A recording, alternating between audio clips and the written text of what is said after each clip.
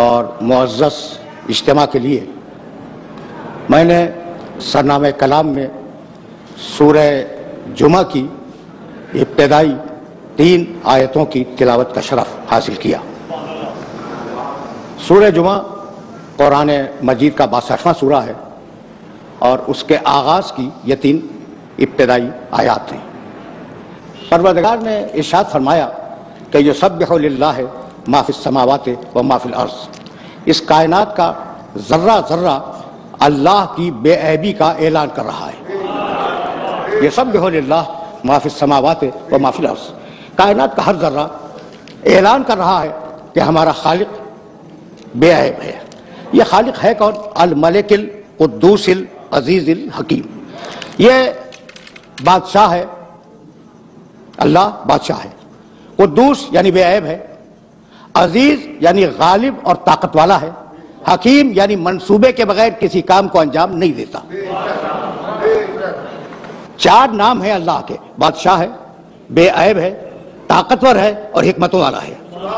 هو الذی بعث فی الامیین رسولا منہم، یہ اللہ وہی ہے جس نے امیین میں ایک رسول کو بھیجا، ایک رسول کو مبعوث کیا۔ هو الذی، یہ وہ ہے جس نے ایسا رسول بھیجا، یہ وہ ہے جس نے ایسا رسول بھیجا۔ اب مجھے بتاؤ کہ یہ رسول کا تعارف ہے یا خدا کا؟ پھر سننا، یسبح للہ ما فی السماوات و ما فی الارض الملک القدوس العزیز الحکیم هو الذی بعث فی الامیین رسولا منہم، یہ اللہ وہ ہے جس نے امیین میں ایسا رسول بھیجا، یعنی اللہ ملک ہے، قدوس ہے، عزیز ہے اور حکیم ہے اور ایسا رسول بھیجنے والا ہے۔ یہ تعارف رسول کا نہیں، اللہ کا تعارف ہے محمد کے وسیلے سے۔ تو اللہ اپنے تعارف میں محمد کو اپنا وسیلہ بنائے، تو ہم اگر اپنی نجات کے لیے اسے وسیلہ بنا لیں تو هو الذی، یہ اللہ وہ ہے جس نے بعث فی الامیین رسولا منہم، امیین میں ایک رسول کو مبعوث کیا جو انہی میں سے تھا۔ کام کیا ہے؟ یتلو علیہم آیاتہ، وہ اللہ کی آیتوں کی تلاوت کرے گا۔ یزکیہم، لوگوں کے نفسوں کو پاک اور پاکیزہ بنائے گا۔ یعلمہم الکتاب، کتاب کی تعلیم دے گا، والحکمہ، اور حکمت کی تعلیم دے گا۔ 4 فریضے ہیں۔ اب پڑھا لکھا مجمع ہے، صاحبان فہم و فکر تشریف فرما ہے۔ پہلی آیت میں اللہ کے 4 نام، دوسری آیت میں میرے رسول کے 4 فریضے۔ ایسا تو ہے نا؟ اچھا بھائی، تو وَإِن كَانُوا مِن قَبْلُ لَفِي ضَلَالٍ مُبِينٍ، اگرچہ اس رسول کے آنے سے قبل پوری انسانیت کھلی ہوئی گمراہی میں مبتلا تھی۔ وَآخَرِينَ مِنْهُمْ، دیکھو اس رسول کا کام فقط ان لوگوں تک محدود نہیں ہے جو اس کے سامنے ہیں، وَآخَرِينَ مِنْهُمْ، وہ دوسرے جو آنے والے ہیں قیامت تک، اس رسول کا فریضہ یہ ہے کہ ان کی بھی ہدایت فرماتا جائے، آیات کی تلاوت کرے، نفسوں کا تزکیہ کرے، کتاب کی تعلیم دے، حکمت کی تعلیم دے، ان کو جو موجود ہیں اور انہیں جو موجود نہیں ہیں، یعنی قیامت تک کی ساری انسانیت کی ذمہ داری پروردگار نے اپنے حبیب پہ ڈال دی۔ اب ان فرائض کو دیکھنے کے لیے یہ ضروری ہے کہ ہم تھوڑا سا انبیاء کی عمومی غرض بعثت پہ نگاہ ڈال لیں۔ بہت مقامات ہیں قرآن مجید میں جہاں پروردگار نے غرض بعثت پہ بات کی۔ سورہ بقر، دوسرا سورہ قرآن کا، ارشاد فرمایا کان الناس امۃ واحدۃ فبعث اللہ النبیین مبشرین ومنذرین، انسانیت ایک گروہ کی شکل میں تھی، پس اللہ نے ان میں مبعوث کیا انبیاء کو، مبشرین ومنذرین، اور ان کا کام یہ تھا کہ لوگوں کو جنت کی خوشخبری سنائیں اور لوگوں کو جہنم سے ڈرائیں۔ بشارت، نذارت، یہ ایک عمومی مقاصد کا بیان ہے کہ ان سارے انبیاء کو کیوں بھیجا۔ اچھا بھائی، یہ تو ہے سورہ بقر۔ سورہ نحل، 16واں سورہ قرآن کا، آواز دی وَلَقَدْ بَعَثْنَا فِي كُلِّ أُمَّةٍ رَسُولًا أَنِ اعْبُدُوا اللَّهَ وَاجْتَنِبُوا الطَّاغُوتَ فَمِنْهُمْ مَنْ هَدَى اللَّهُ وَمِنْهُمْ مَنْ حَقَّتْ عَلَيْهِ الضَّلَالَةُ فَسِيرُوا فِي الْأَرْضِ فَانظُرُوا كَيْفَ كَانَ عَاقِبَةُ الْمُكَذِّبِينَ، ہم نے ہر قوم میں، ہر قبیلے میں، ہر گروہ میں، ہر زمانے میں اور ہر زمین پر اپنی طرف سے رسول بھیجے، اور فقط 2 کام تھے ان رسولوں کے، أَنِ اعْبُدُوا اللَّهَ، لوگوں سے کہیں کہ اللہ کی عبادت کرو، وَاجْتَنِبُوا الطَّاغُوتَ، اور لوگوں سے کہیں اپنے نفس کی سرکشی سے بچو۔ بشارت، نذارت، عبادت، اجتناب طاغوت، یہ 4 فرائض ہیں سارے انبیاء کے۔ اور اب سورہ حدید، 57واں سورہ قرآن کا، لقد ارسلنا رسلنا بالبینات وانزلنا معهم الکتاب والمیزان لیقوم الناس بالقسط، ہم نے اپنے رسولوں کو اس دنیا میں بھیجا، بالبینات دلیلیں دے کر بھیجا، اور ہم نے ان کے ساتھ ایک کتاب اتاری اور ایک ترازو اتاری. لقد ارسلنا رسلنا بالبینات وانزلنا معهم الکتاب والمیزان. کیوں بھیجا؟ لیقوم الناس بالقسط، تاکہ لوگ عدل پہ زندگی گزاریں. یہ ہیں عمومی مقاصد کہ ہم نے انبیاء کو کیوں بھیجا. اور اب میرے نبی کا تذکرہ سورہ اعراف میں کیا، 7واں سورہ ہے اور 157 آیت ہے. الذین یتبعون الرسول النبی الامی الذی یجدونہ مکتوبا عندهم فی التوراۃ والانجیل یامرهم بالمعروف وینہاهم عن المنکر ویحل لهم الطیبات ویحرم علیہم الخبائث ویضع عنهم اصرهم والاغلال التی کانت علیہم. میں نے طویل آیت ہے اور پوری آیت نہیں پڑھی، درمیان سے پڑھی. پیروی کرو الذین یتبعون الرسول النبی الامی، پیروی کرو اور پیروی کرتے ہیں لوگ اس رسول کی، رسول جو پیغام لائے، اس نبی کی، نبی جو پیغام لے. ایک ہی شخص ہے، دو آدمی نہیں ہے کہ الگ ہو رسول اور الگ ہو نبی.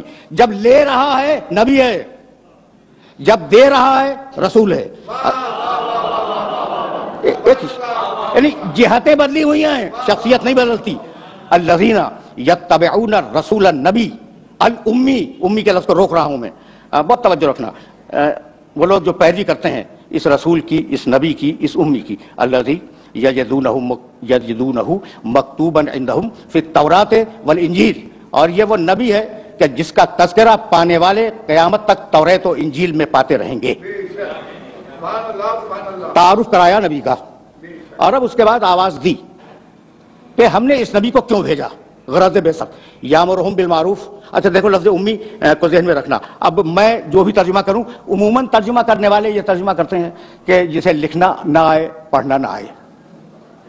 امی جسے نہ لکھنا آئے نہ پڑھنا آئے، یہ ترجمہ عموماً کیا جاتا ہے. اچھا بھائی مجھے تو نہیں معلوم کہ یہ ترجمہ کیسا ہے اور اس پہ میں کوئی کمنٹ نہیں کرنا چاہتا، لیکن ایک بات میں کہنا چاہتا ہوں کہ پہلی وحی جب آئی ہے بسم اللہ الرحمن الرحیم اقرأ بسم ربک الذی خلق، اقرأ بسم ربک الذی خلق خلق الانسان من علق اقرأ وربک الاکرم الذی علم بالقلم علم الانسان ما لم یعلم. سرسری گرو گا حبیب پڑھو 2 مرتبہ. اور ہم نے انسان کو قلم سے لکھنا سکھایا، یعنی لکھنے کا بھی تذکرہ ہے، پڑھنے کا بھی تذکرہ ہے. یہ مرحلہ فکر عجیب ہے. تو اب امی پہ بات نہیں کروں گا. یہ رسول ہے، یہ نبی ہے، یہ امی ہے. رسول ہے، نبی ہے، امی ہے. اب دیکھنا کہ اس نبی کو ہم نے کیوں مبعوث کیا. یامرہم بالمعروف، ہم نے اسے اس لیے مبعوث کیا کہ وہ لوگوں کو اچھائیوں کو حکم دے. وینہاہم عن المنکر، اور لوگوں کو برائیوں سے روکے. توجہ رکھنا، یامرہم بالمعروف وینہاہم عن المنکر ویحل لہم الطیبات، پاکیزہ چیزوں کو انسانیت کے لیے حلال قرار دے. ویحرم علیہم الخبائث، اور خبیث چیزوں کو انسانیت پر حرام کر دے. ویضع عنہم اصرہم والاغلال التی کانت علیہم، اور ہم نے اس نبی کو اس لیے بھیجا کہ تم نے جو اپنی بنیادیں بنائی ہوئی ہیں رسم و رواج کی، اور تمہارے جو رسم و رواج ہیں انہیں توڑ دے اور اللہ کے قانون کو نافذ کرے. میرا یہ محترم مجمع اس بات کو بخوبی جانتا ہے کہ حکم دیا اس آئے مبارکہ میں ہر اچھائی کا حکم دے، ہر برائی سے روکے، ہر خبیث کو حلال کرے، حرام کرے، ہر طیب کو حلال کرے، تمہارے انسانی قوانین کو توڑے، اللہ کے قانون کو رائج کرے. ہر اچھائی کو جانتا ہے جب تو حلال کرے گا. توجہ رکھنا، ہر برائی کو جانتا ہے جب تو حرام کرے گا. ہر خبیث کو جانتا ہے، ہر طیب کو جانتا ہے، بھائی ہر چیز جانتا ہے، پھر امی ہے. یہ ایک مرحلہ فکر ہے جس مرحلہ فکر پر میں نے روکا اپنے سننے والوں کو کہ وہ عمومی مقاصد تھے بعثت کے، اور اب یہ خصوصی مقصد میرے نبی کے لیے. آخری پیغام، آخری نبی، آخری کتاب. صحیح ہے نا؟ اچھا بھائی، تو یہ مقصد اگر ذہن میں محفوظ ہو گیا، میرا جی چاہتا ہے کہ پیغمبر کے چاہنے والوں کی خدمت میں آف دا ریکارڈ ایک جملہ کہتا ہوا نکل جاؤں. اور یہ آف دا ریکارڈ جملہ تم سے بہتر کون سمجھے گا؟ پھر سنو آئے مبارکہ کو درمیان سے. یامرہم بالمعروف وینہاہم عن المنکر. بہت توجہ رہے، یہ نبی یوں اس لیے آیا کہ اچھائیوں کو حکم دے، ینہاہم عن المنکر، برائیوں سے روکے. ویحل لہم الطیبات، پاکیزہ چیزوں کو حلال کر دے. وَيُحَرِّمُ عَلَيْهِمُ الْخَبَائِثَ، اور خبیث چیزوں کو حرام کر دے. اللہ سے لے کے نہیں، یحل لہم الطیبات ویحرم علیہم الخبائث، یعنی ایک وہ وحی تھی جو میرے نبی پر فرشتہ لے کے آتا تھا، اور ایک وہ وحی تھی جو اس کے مزاج میں گون دی گئی تھی۔ بھائی آیت کا مزاج تو یہی ہے، یحل لہم الطیبات ویحرم علیہم الخبائث، اور خبیث چیزوں کو حرام کرے خود، طیب چیزوں کو حلال کرے وہ خود۔ یعنی میں کہنا یہ چاہ رہا ہوں کہ بھائی جسے تم اللہ کی صراط کہتے ہو وہ میرے محمد کی سبیل ہے۔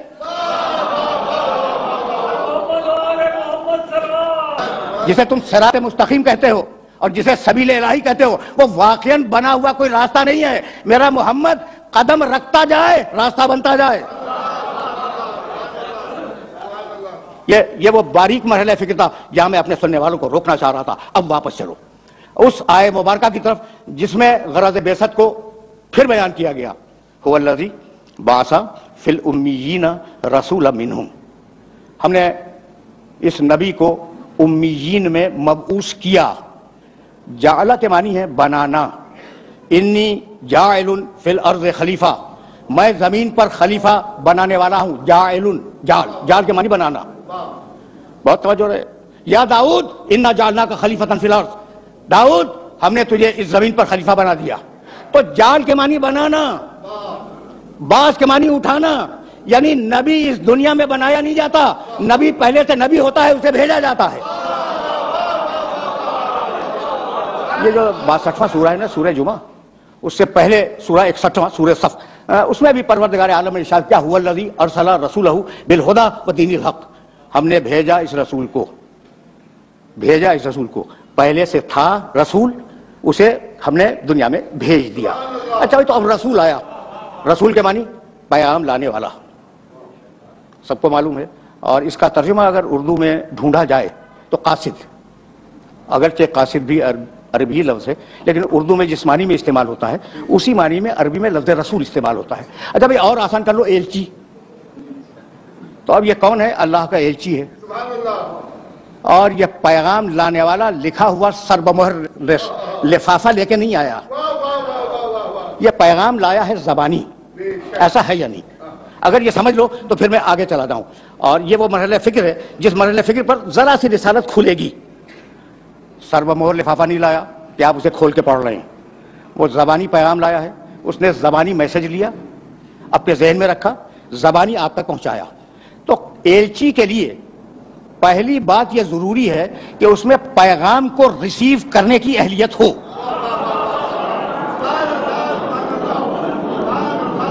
بھائی آپ پیغام تو زبانی دے رہے ہیں نا، پیغام دے رہے ہیں زبانی، جب زبانی پیغام دے رہے ہیں تو اس میں اہلیت ہو تو وہ پیغام کو سمجھ کر اپنے پاس محفوظ رکھ سکے۔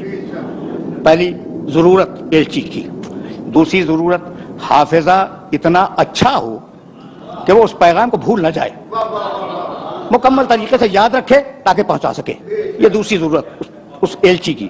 اچھا بھائی تیسری ضرورت اتنا فصیح و بلیغ ہو، اتنی اچھی زبان جانتا ہو کہ وہ جیسا پیغام ہے ویسے الفاظ منتخب کرے اور پیغام کو ڈیلیور کر دے، ٹھیک ہے نا؟ اچھا بھائی اب چوتھی اور آخری شرط سنو پیغام لانے والے کی، جن کے پاس پیغام لا رہا ہے ان میں اس کا اتنا اعتبار ہو کہ اسے سچا بھی مانتے ہوں، قابل اعتماد بھی مانتے ہوں۔ بھائی انہی شرطوں کا نام تو عصمت ہے۔ اسی مقام سے میں آگے لے جاؤں گا، ایسا پیغام جو پوری انسانیت کے لیے ہے، کسی گروہ کے لیے نہیں کہ مکے والوں کو پیغام دے دیا، وما ارسلناک الا کافۃ للناس، حبیب للناس، ناس کے معنی پوری انسانیت، حبیب ہم نے تمہیں رسول بنایا ہے پوری انسانیت کے لیے۔ اچھا بھائی رسول تو بنا ہی تھا، اس لیے کہ یہ اللہ کون ہے جو رسول بنا رہا ہے؟ بسم اللہ الرحمن الرحیم، قل اعوذ برب الناس ملک الناس الہ الناس، پوری انسانیت کا رب ہے، پوری انسانیت کا بادشاہ ہے، پوری انسانیت کا خدا ہے۔ اچھا بھائی جب پوری انسانیت کا ہے تو شہر رمضان الذی، بھائی قرآن کیا ہے؟ انزل فیہ القرآن ھدی للناس، یہ قرآن پوری انسانیت کے لیے ہدایت ہے۔ مجھے معاف کر دینا، بغیر پڑھے بات کرنے کا عادی نہیں ہوں، میری نگاہوں میں جو کتابیں الہامی کہی جاتی ہیں، جن کے متعلق کلیم ہے کہ یہ الہامی کتابیں ہیں، ان کتابوں میں دیکھ لینا، اور اگر نہ دیکھ سکو تو میں دکھلاؤں گا کہ ہر کتاب نے اپنی امت کو اور اپنی قوم کو خطاب کیا ہے۔ اے بنی اسرائیل کی گمشدہ بھیڑو، اپنی قومیں مخاطب ہوئی. یہ اکیلی کتاب ہے قرآن جو پوری انسانیت کو مخاطب کرتی ہے. اچھا بھائی، تو پوری انسانیت کا رسول ہے، کسی ایک قوم کا نہیں. جب پوری انسانیت کا رسول ہے اور پیغام یعنی قرآن پوری انسانیت کا پیغام ہے، تو اس انسانیت میں جاہل بھی ہیں، عالم بھی ہیں، کم عقل والے بھی ہیں، زیادہ عقل والے بھی ہیں، ہر قسم کے افراد موجود ہیں. تو پیغام میں اتنی وسعت ہونی چاہیے کہ بقدر ظرف ہر انسان سمجھ سکے. اور پیغام اتنا وزنی ہے، توجہ رکھنا، پیغام اتنا وزنی ہے کہ اگر پہاڑ پہ اتار دیا جائے تو پہاڑ کے پرت سے اڑ جائے. لو انزلنا هذا القرآن على جبل لرأيته خاشعا متصدعا من خشیۃ اللہ، سورہ حشر 59واں سورہ قرآن کا. اس قرآن میں اتنی طاقت ہے اور اس قرآن میں اتنا ویٹ ہے، اتنا وزن ہے کہ اگر پہاڑ پہ اتار دیں تو پہاڑ کے پرخچے اڑ جائیں. بھئی یہ مرحلہ فکر ہی عجیب ہے کہ قرآن اگر پہاڑ پہ آ جائے پہاڑ کے ٹکڑے اڑ جائیں. اور میرے محمد کے دل نے اس پورے قرآن کو اپنے دل پر روک لیا کہ جس کا دل اتنا مضبوط ہو دماغ کتنا مضبوط ہوگا.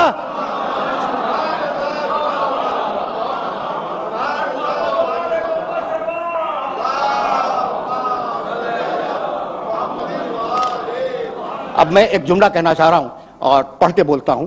دیکھو بھائی، ہمارے سامنے کچھ کتابیں وہ ہیں جن کے متعلق قرآن نے تصدیق کی کہ وہ الہامی ہیں، توریت، انجیل، زبور. اور کچھ وہ ہیں جن کتابوں کو ان کے ماننے والے الہامی سمجھتے ہیں. مثلا اوستا زرتشتیوں کی، ژند پاژند، مثلا گیتا، مثلا وید، مثلا قرآن، 18 قرآن ان کی مقدس کتابیں ہیں. ان کتابوں کو پڑھ ڈالو اور پھر قرآن کو پڑھو تو دنیا وہ مذہبی ہو یا غیر مذہبی دنیا ہو پکار رہی ہے کہ بھائی جیسا قرآن ہے یہ کتابیں ویسی نہیں ہیں. یہ بالکل غیر مذہبی افراد جو فقط دور سے ایک تیسری فرد کی حیثیت سے قرآن مجید کو اور ان کتابوں کو دیکھتے ہیں، ان میں مستشرقین ہیں یورپ کے. وہ پڑھنے کے بعد کہتے ہیں کہ بھائی یہ قرآن تو ان کتابوں جیسا نہیں، توریت قرآن جیسی نہیں، انجیل قرآن جیسی نہیں، زبور قرآن جیسی کتاب نہیں ہے، وید، قرآن، ژند، پاژند، یہ ساری کتابیں گیتا قرآن جیسی نہیں ہیں. تو اب میں ایک سوال کرنا چاہ رہا ہوں کہ کتابیں قرآن جیسی نہیں ہیں اور قرآن لانے والا تم جیسا ہے؟ یہ فکر عمومی کا ایک سوال ہے. تو بھائی اب اس کے کردار کو پروردگار عالم نے دلیل بنا کر پیش کیا. یعنی عجیب، پیغمبر اکرم کے کردار مبارک کی جو حفاظت کی ہے قرآن نے، اس حفاظت کا جواب نہیں ہے.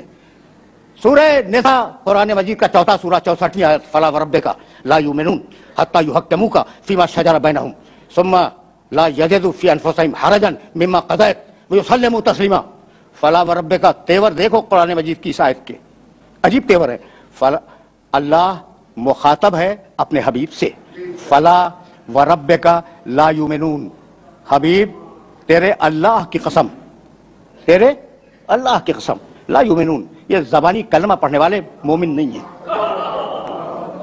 فلا وربک لا یؤمنون، یہ اس وقت تک مومن نہیں ہوں گے حتی یحکموک فیما شجر بینہم، جب تک کہ اپنے آپس کے اختلافات میں تجھ سے فیصلہ نہ کروائیں. کیا مقام ختم نبوت ہے کہ صرف کلمہ پڑھ دینا کافی نہیں ہے. مسلمان اس وقت بنو گے، مومن اس وقت کہلاؤ گے جب اپنے آپس کے جھگڑوں میں رسول سے فیصلہ کرواؤ. اچھا بھائی، تم نے فیصلہ کروا لیا، فیصلہ کروا لینا کافی نہیں ہے. ثم لا یجدوا فی انفسہم حرجا مما قضیت، خبردار فیصلہ کروانے کے بعد رسول کے حکم پر کسی قسم کا شبہ طاری نہ کرنا، کسی قسم کا شبہ تمہارے دل میں نہ آنے پائے کہ یہ رسول نے کیا کہہ دیا. وَيُسَلِّمُ تَسْلِيمًا، اور میرے محمد کے سامنے اپنے سر تسلیم کو خم کر دو. سمجھ نہیں آیا؟ اللہ کے آگے جھکنے کا نام ہے اسلام، محمد کے آگے جھکنے کا نام ہے تسلیم.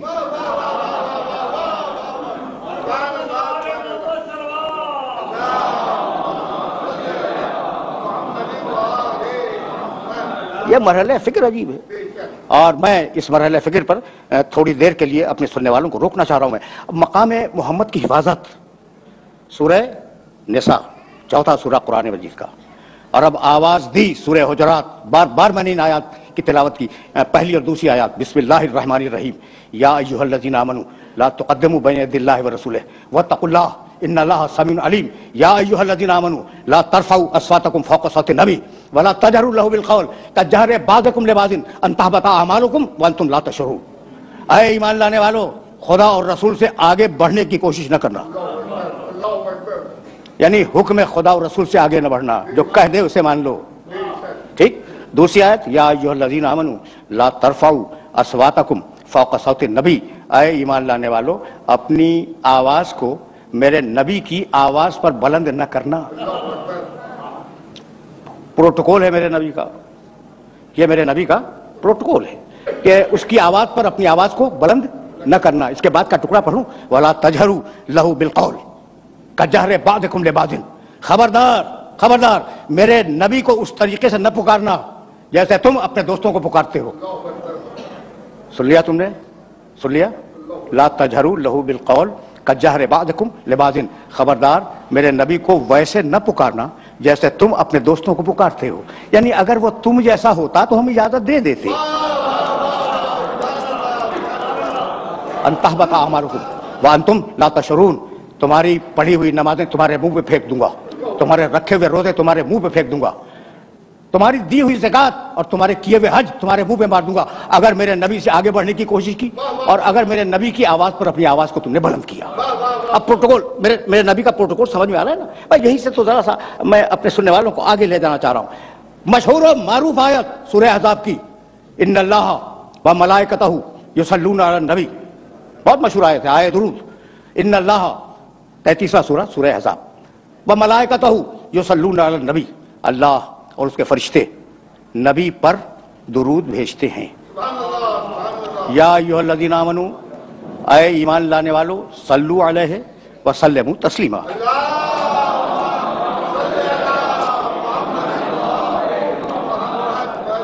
اے ایمان لانے والو تم بھی اس پہ درود بھیجو اور اس کے آگے اپنے سر تسلیم کو خم کر دو. قرآن کا کوئی لفظ بے مصرف نہیں ہے. قرآن کے پاس وقت 23.5 سال کا، کام قیامت تک کا. تو جو لفظوں کو جن لفظوں کو وہ منتخب کر لے اور جو لفظ اٹھا لے لغت سے، وہ ظاہر ہے کہ بڑے معنی دار ہوتے ہیں. یا بھائی ان اللہ و ملائکتہ یصلون علی النبی، نبی، رسول، محمد، عبد. اللہ درود بھیجتا ہے محمد پر، آیت میں نبی ہے، محمد نہیں ہے. ٹھیک ہے نا؟ جب یہ معراج میں لے گیا تو کہنے لگا سبحان الذی اسری بعبدہ لیلا، میں اپنے عبد کو لے گیا معراج میں، اپنے عبد کو لے گیا معراج میں. تو محمد ولادت کے وقت نام رکھا گیا، معراج میں گئے اب کہلائے.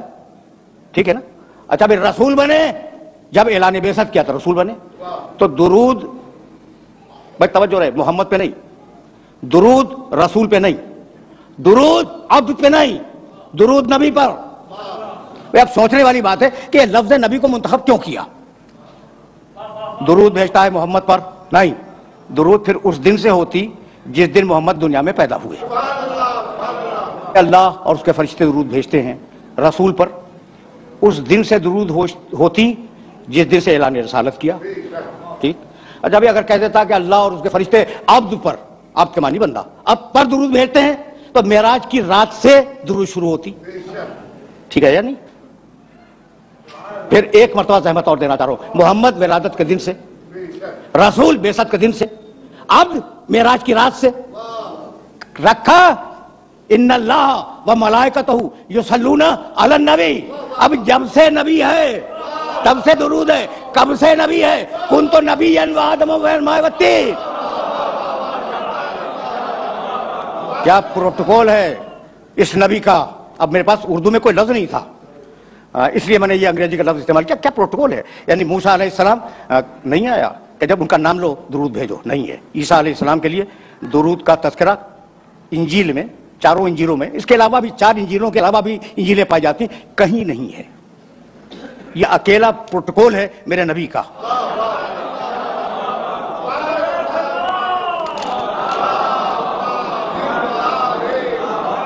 وذکر 19واں سورہ فی الکتاب مریم اذ انتبذت من اہلہا مکانا شرقیہ. حبیب اپنی کتاب میں مریم کا تذکرہ کرو. اب میں آیات نہیں پڑھوں گا. مریم اپنے رشتہ داروں سے ہٹ کر مشرقی علاقے میں چلی گئی, اور جب وہ مشرقی علاقے میں گئی تو اس نے پردہ کھینچ لیا اپنے اور رشتہ داروں کے درمیان. جب پردہ کھنچ گیا, ارسلنا الیہا روحنا, ٹکڑے پڑھنا ہوا آیات کے, فتمثل لہا بشرا سویا, ہم نے اپنے فرشتے کو بھیجا اور وہ فرشتہ انسانی پیکر میں مریم کے سامنے آیا. مریم گھبرا گئی, گھبرا کے کہنے لگی کہ میں اللہ کی پناہ چاہتی ہوں. یہ تو کہاں سے آ گیا؟ کہا مریم مت گھبراؤ, انما انا رسول ربک لأہب لک غلاما زکیہ. مریم مت گھبراؤ, میں کوئی انسان نہیں ہوں, بشری پیکر میں آیا ہوں, میں تو تمہارے رب کا رسول ہوں اور تمہیں خوشخبری سنانے آیا ہوں کہ تمہیں ایک پاکیزہ بچہ عطا ہوگا. بچہ پیدا ہوا. توجہ رہے, اس لیے کہ میں بہت دور جاؤں گا اور میرے پاس تھوڑا سا وقت ہے, اسے بہت کارآمد کرنا چاہ رہا ہوں میں. بچہ پیدا ہوا. قرآن, میرے پاس وقت ہوتا تو میں ساری آیتیں آپ کی خدمت میں پیش کرتا. بھائی بچہ پیدا ہو گیا. جب بچہ پیدا ہو گیا تو مریم کمزور تھی, ابھی بچے کی پیدائش ہوئی ہے. حزی الیک بجیزی نخلت تو ساقط علیک رطبا جنیہ. مریم تم کمزور ہو نا, یہ جو کھجور کا درخت ہے جس کے نیچے تم بیٹھی ہوئی ہو, ہلاؤ. جب ہلاؤ گی تو تمہارے اوپر تازہ کھجوریں گریں گی. رطبا جنیہ, تازہ کھجوریں. بھائی توجہ رکھنا, تازہ کھجوریں گریں گی. کس دن گریں گی؟ 25 دسمبر کو تازہ کھجوریں, جو خرموں کے پکنے کے دن ہی نہیں ہیں. تازہ کھجوریں گریں گی, انہیں کھاؤ اور اپنی طاقت کو بحال کرو. پھر آگے مریم بچے کو گود میں لے کے چلی. جب وہ شہر ناصرہ کے چوک پہ بچے کو گود میں لیے ہوئے آئیں تو پاکیزہ مریم, کنواری مریم, طاہرہ مریم, مطہرہ مریم. وہ بوڑھے یہودی جو وہاں بیٹھے ہوئے تھے, انہوں نے کنواری مریم کی گود میں بچہ دیکھا تو کہنے لگے, یا اخت ہارون ما کان ابو کمرا سوئن وما کانت امو کے بغیہ. اے ہارون کی بہن, تیری ماں بھی اچھی تھی, تیرا باپ بھی اچھا تھا, تو بچہ کہاں سے لے آئی؟ تو یہ بچہ کہاں سے لے آئی؟ اب یہ جملہ ہے نہیں, یہ میں سمجھانے کے لیے کہہ رہا ہوں. تیری ماں بھی اچھی تھی, تیرا باپ بھی اچھا تھا, یہ بچہ. فاشارت الیہ, مریم نے اشارہ کیا گود کے بچے کی طرف. میرے عزیزو, میرے دوستو, میں آپ کے سامنے یہاں موجود ہوں, ٹھیک؟ آپ نے مجھ سے کوئی سوال کیا اور میں نے, میری گود میں بچہ ہے, فرض کر لیں تھوڑی دیر کے لیے میری گود میں 2 دن کا 2 ہفتے کا کوئی چھوٹا سا بچہ ہے. آپ نے مجھ سے سوال کیا, کوئی علمی سوال. میں نے کہا اس بچے سے پوچھ لیں. تو اب 2 صورتیں, اپنی مثال دے رہا ہوں, 2 صورتیں. میں نے کہا بچے سے پوچھ لیں, ٹھیک ہے نا؟ تو یا تو میں پاگل ہوں اور یا پھر مجھے یقین ہے کہ بچہ بولے گا.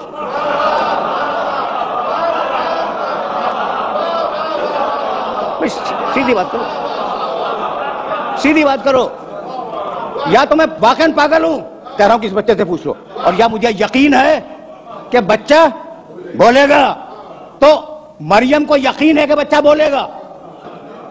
فاشارت الیہ, کہا اس سے پوچھو. قالوا کیف نکلم من کان فی المہد صبیا. کہنے لگے بوڑھے یہودی کہ یہ کیا بولے گا, گہوارے کا بچہ, گود کا بچہ, اس سے ہم کیسے بات کریں؟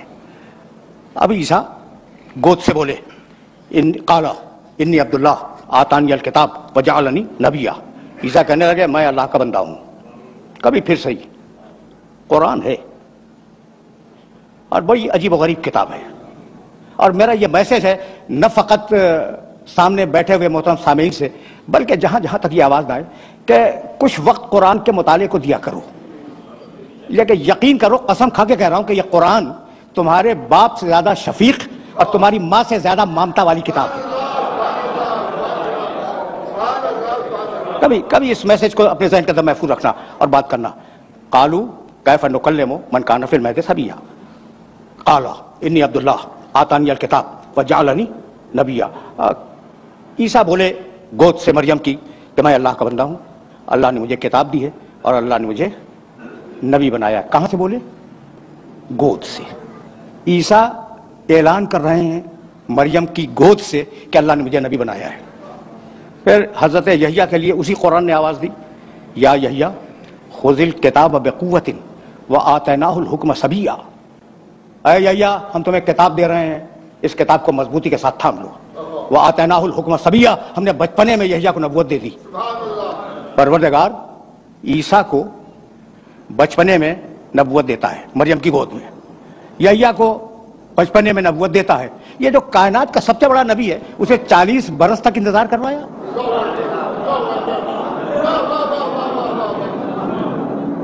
सवाल है या नहीं है भाई? पैदाइश के वक्त अनाउंसमेंट हो जाता है ये बच्चा नबी है, ठीक है ना? तो वो जो मेरे नबी के मुकाबले में जरा कम नबी हैं, कम रुतबे के नबी हैं, उन्हें किसी को बचपने में दे दी, किसी को माँ की गोद में नबूवत दे दी, इसे 40 बरस इंतजार। तो भाई बात जानते हो क्या है? अब एक बात सुनो और अब मुझे इजाजत दे दो। दुनिया में जितनी भी दर्सगाहें पाई जाती हैं तजरबाती उलूम की, यानी साइंसेस की, जितनी दर्सगाहें दुनिया में पाई जाती हैं ना, उन दर्सगाहों में जब उस्ताद पढ़ाता है तो पहले थ्योरी समझाता है, प्रैक्टिकल बाद में करवाता है। ऐसा है या नहीं? मैं थ्योरी दी, मिसालें दे सकता हूं, लेकिन बस इस इशारे पे इक्तिफा करो। थ्योरी दी, उसे नजरिया समझाया और नजरिया समझाकर डिमोन्स्ट्रेट किया अपनी लैब में ले जाके। तो दुनिया का तरीका क्या है कि पहले नजरिया बतलाए फिर अमल करवाए। कुदरत के काम, उसकी शान निराली है, उसके काम अलग हैं। तुम करते हो पहले नजरिया बतलाओ फिर अमल करवाओ, हम इसका उल्टा करेंगे, पहले मोहम्मद से 40 बरस अमल करवाएंगे और फिर कुरान का नजरिया नाजिल करेंगे। अब दोनों को मिला के देख लो, जैसा मेरा मोहम्मद वैसा कुरान, जैसा कुरान वैसा मोहम्मद।